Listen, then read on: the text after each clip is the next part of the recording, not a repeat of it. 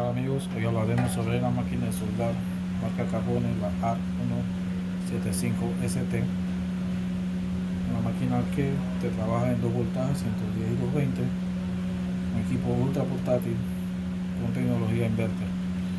Dentro de su maletín incluye la pinza de soldar de 300 amperios, 3 metros, su manguera de gas para utilizarlo en stick lift de 3 metros, puedo consumirme de boquillas para ti, su cepillo, el adaptador de 110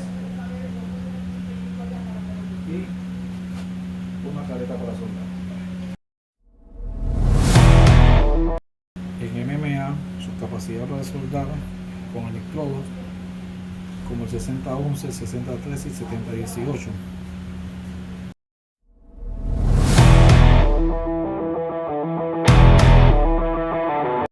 Internamente trae su ventilador para su refrigeración, su ciclo de trabajo son de 20% a 175 amperios, 35% a 160 amperios, 60% a 100 amperios y el 100% de 80 amperios hacia abajo.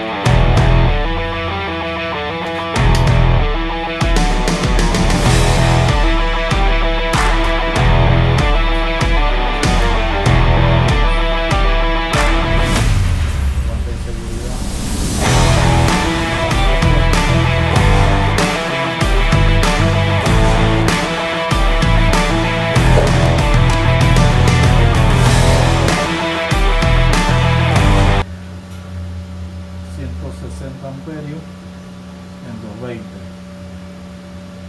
y aquí para utilizarla en stick lift o MMA con este switch. El LED que está aquí es el que indica el calentamiento del equipo y su display. Lo colocamos para estar pruebando, vamos a bajar 90 amperios.